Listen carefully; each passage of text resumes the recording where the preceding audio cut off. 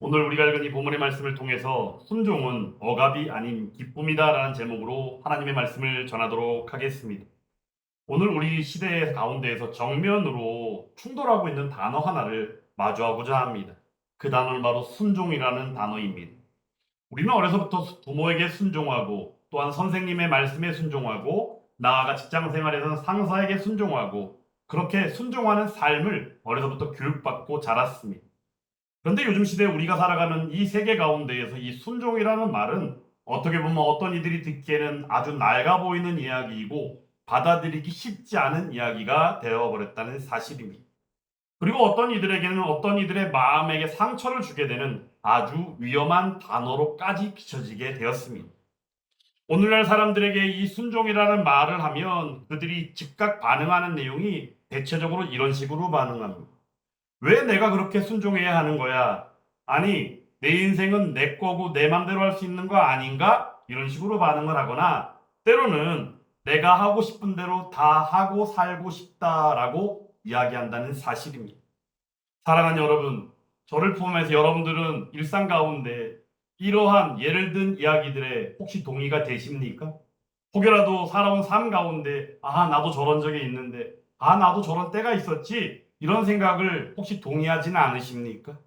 그런데 세상이 이렇게 끊임없이 우리에게 말하는 내용인 바로 내 주인은 바로 너 자신이야 라고 말하는 이 얘기에 대해서 오늘 하나님 말씀을 통해서 전혀 반대되게 우리에게 말씀하고 권면하고 있다는 사실입니다. 오늘 말씀 16절 말씀 가운데 보면 이런 말씀이 있죠. 너희 자신을 종으로 내주어 누구에게 순종하든지 그 순종함을 받는 자의 종이 된다. 즉 내용인 즉슨은 어느 누가 되었던 간에 다 누군가에게 종 노릇을 하고 있다라는 전제로 우리에게 말씀하셨다는 사실입니다. 여기서 사도 바울이 충격적인 한 가지 사실로 말하는 내용이 바로 방금 전에 말씀드린 이 16절 말씀을 아울러 이야기하고 있다는 사실입니다. 다시 한번 정리해 드릴게요. 너는 지금도 어떤 주인에게 순종하고 있는 존재다라는 내용이에요. 여러분들 인정하십니까 혹시? 이 말에 동의가 되십니까? 그런데 누구든지 보면 내가 주인 되어서 내 자신이 맘대로 내 맘대로 하고 살아야지 하는 사람들조차도 사실은 실상 자유로운 존재가 아니라 누군가에게 분명히 순종하고 살아간다는 사실입니다. 그런데 그 내용을 오늘 사도 바울은 두 가지 측면으로 바로 이야기하고 있습니다. 오늘 말씀 가운데 보면 우리가 주목할 그 단어가 하나 있는데요. 바로 그것이 무엇이냐면 16절 말씀 가운데 종으로 내주어라는 이 내주어라는 표현입니다. 여기서 말하는 이 내주어라는 표현이 능동적인 태도로 우리가 보여지죠. 능동적인 태도. 능동적이라는 건 바로 뭡니까? 내가 하는 거잖아요. 어느 누가 시키지 않아서 내가 하는 걸 얘기하는 것입니다. 그러면 여기서 말하는 바 이 내주었다는 표현이 다른 말로 여기서 이 말씀을 바꿔본다면 이렇게 표현할 수 있어요. 나는 누구에게 나 자신을 맡기며 살고 있는가라고 말할 수 있다는 사실입니다. 사랑하는 여러분, 혹여 누구에게 여러분들 인생을 맡기고 살고 계십니까? 오늘 바울은 두 가지로 우리에게 두 가지 주인을 제시하고 말씀하고 있습니다. 죄의 종으로 또한 우리에게 순종의 종으로 말씀하고 있습니다. 죄의 종이 나가는 길은 사망에 이른다라고 이야기했고 또한 순종의 종으로 나아가면 의에 이르게 된다라고 말씀하고 있습니다. 자유를 외치는 이 세상 가운데에서 너도 나도 할 것 없이 모든 것이 속박이고 억압이고 핍박이라고 생각하는 이 시대 속에서 자유를 목말라 하는 우리들이 바라볼 때 근데 결국에 우리들이 살아가는 내 맘대로 사는 것이 자유다라고 말하는 것조차도 우리는 어찌 보면 어떤 가치관이라든가 어떤 철학적인 사상이라든가 그 외 여러 가지 일들에 우리들이 내어 맡기고 살고 있다는 사실입니다. 결국에는 바로 무엇입니까? 자기 욕망이라는 것에 우리를 스스로 내어 던져 맡겨버렸다라고 이야기할 수도 있다는 사실입니다. 그러므로 우리가 여기에서 착각하거나 혹여 오해해서는 안 되는 것이 있고 또한 분명히 인식해야 하는 것이 있습니다. 저는 말씀을 늘 전할 때마다 하나님께서 주신 은혜가 바로 무엇이냐라고 이야기했을 때 하나님께서 하나님 자신을 우리에게 밝히 보이시고 알리심에 하나님을 아는 지식 가운데 나 자신을 보게 되어진 것이 얼마나 감사한지 모릅니다.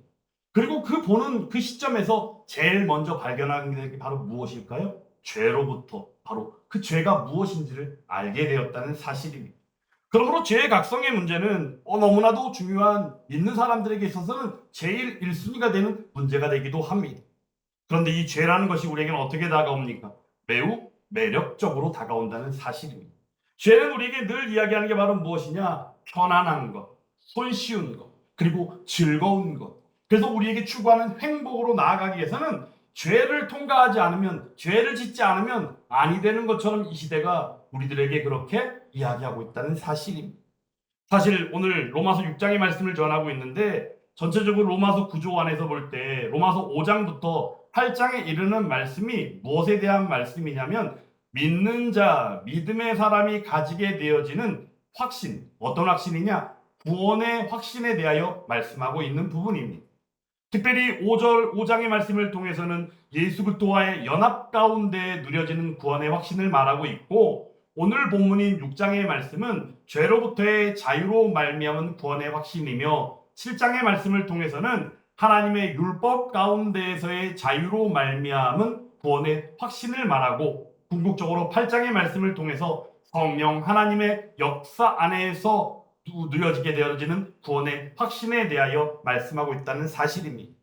그런데 그 가운데에서 오늘 이 6장 바로 이 죄로부터의 자유를 이야기하며 이 죄의 문제에 대해서 우리에게 다시금 접근하는 이유는 바로 언급한 내용대로 누군가의 종으로 살아가는데 바로 죄의 종으로 살아갈 때 이르게 되어지는 사망의 문제다라는 사실입니다. 그러므로 이 죄는 우리에게 마침내 사망으로 인도하는 사망에 이르는 길이 되는 이 죄. 그래서 이 죄에 대해서 우리는 분명히 인식해야 되고 이 죄 문제가 얼마나 우리에게는 위중한 문제인지를 다시금 떠올리며 우리가 구원받았을 때 그 첫 감격, 그래서 죄를 각성하고 하나님께서 우리에게 친히 오시사 우리를 구원하신 예수 그리스도의 그 베푸신 은혜가 얼마나 감사한지를 이 시간 다시금 상고하며 기뻐하고 기뻐하는 감격이 함께하는 저와 여러분들이 될 수 있기를 간절히 원합니다. 그런 가운데 복음은 우리에게 말씀합니다. 무엇을 말합니까? 바울이 이제 얘기하는 내용이 바로 무엇이냐면 순종의 종으로서 의에 이르게 되어진 그 길에 대하여 말하고 있다는 사실입니다. 17절에서 바울이 먼저 하는 내용이 바로 무엇이냐? 하나님께 어떻게 했어요? 감사하리로다 라고 얘기한다는 것이. 하나님께 감사합니다. 왜 감사합니까? 감사하는 이유는 로마서의 말씀을 통하여 로마 교회에게 이야기하는 권면의 메시지 가운데 먼저 중심이 되는 것은 그 자신으로부터 늘 시작한다는 사실입니다. 복음을 받았고 복음 가운데 누리는 은혜가 자기 자신의 삶 가운데 철저하게 녹아져 있다는 사실입니다. 그러므로 그가 고백할 수 있는 것입니다. 그래서 오늘도 말씀 가운데 하나님께 감사하는 이 고백이 말씀 가운데 나와 있다는 사실입니다. 그런데 이 감사에 대해서 우리는 무엇으로 여깁니까? 하나님 베푸신 은혜에 대한 반응을 우리는 흔히 감사라고 여기지만 사실은 이 감사조차도 하나님의 은혜라는 사실을 우리는 잊어서는 안 된다는 것입니다. 그러므로 전적으로 모든 것이 하나님의 은혜이며 하나님 자녀로 살아가는 삶 가운데 하나님의 은혜를 빼어놓고는 말할 수가 없다는 사실입니다. 오늘 그런 가운데 이 바울이 고백하는 이 고백 자체가 그러므로 무엇이냐? 복음으로 말미암았음을 고백하는 자신의 고백이며 그 고백으로 말미암아 또 그들에게 전하는 복음이 되어 말씀하고 있다는 사실입니다. 여기서 본래 제 종이었습니다. 어느 누구든지 그러합니다. 바울도 그러했고 바울의 말씀을 전하는 복음을 들었던 그들도 그러했고 지금 말씀을 받고 있는 저도 그러하며 바로 여러분들도 그러한 줄 믿습니다. 그런데 현재 우리들은 어떠합니까? 본래 제 종이었지만 우리는 복음으로 말미암아 지금은 어때요? 죄의 종이 아니다 라고 단호하게 선언할 수 있어야 한다는 사실입니다. 그러면 우리는 무엇이에요? 바로 순종의 종으로 의에 이르게 되었다는 사실입니다. 자유를 누리게 된 것이에요. 그러므로 복음하면 우리는 자유를 떠올리지 않으면 안 됩니다. 복음은 실로 자유의 선포이기도 합니다. 그래서 예수 그리스도의 복음은 자유를 만끽하게 하셨다는 사실입니다. 그런데 이 자유에 대해서 우리가 잠시 후에 또 말씀을 언급을 하긴 하겠지만 자유에 대해서 우리가 온전히 알 필요가 있습니다. 그건 잠시 후에 말씀드리겠지만요. 여기서 그러므로 우리는 예수 그리스도로 말미암은 그 죄의 종으로부터 의의 종으로 나오게 되었다라는 이 대목을 바울이 고백하며 전하고 있는 것이다라는 사실입니다. 오늘 말씀 속에 또 한 부분을 주목할 부분이 있다면 바로 17절 하반절 부분입니다. 같이 한번 너희에게부터 다시 한번 또 읽어보겠습니다. 너희에게 전하여 준 바 교훈의 본을 마음으로 순종하여라고 말씀합니다. 여기서 너희에게 전하여 준 바, 여러분들 내용이 이미 인지가 되시죠? 바울이 받았기에 그들에게 전했다는 것이, 그 전한 복음이 동일한 복음이라는 것입니다. 근데 그 동일한 복음이 무엇이 되었어요? 교훈의 본이 되었다라고 말하고 있다는 사실입니다. 교훈의 본을 단적으로 말한다면 바로 그것은 무엇이냐? 진리를 말하고 있습니다. 그리고 하나님 말씀을 말하는 것입니다. 그리고 더 나아가서는 예수 그리스도의 그 십자가 복음이며 예수 그리스도의 부활 생명의 승리를 말하고 있다는 사실입니다. 그런데 중요한 것은 바울이 이것을 단순하게 지식으로 이해했다 해서 그렇게 전할 수 있는 것일까요? 그렇지 않다는 것입니다.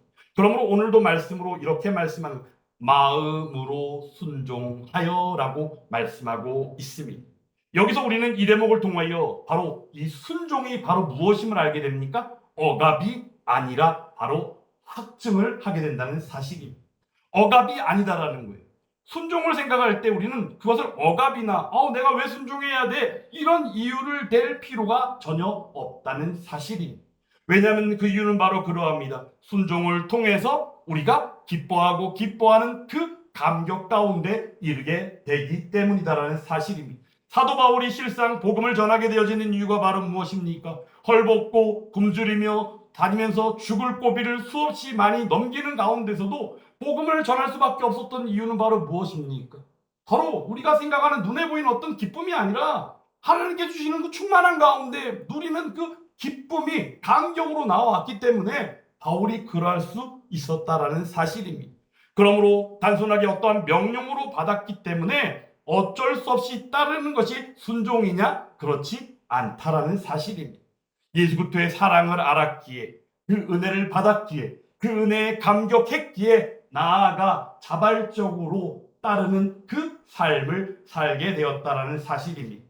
사랑하는 여러분, 하이델베르크 요리문답 1번의 내용이 무엇인지 아십니까?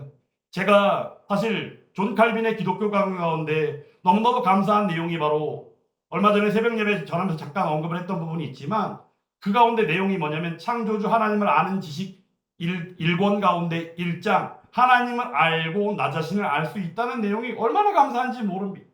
나조차도 모르는 나를 하나님을 알게 되어짐을 통하여 알게 되어졌다는 게 얼마나 감사한지 모릅니다.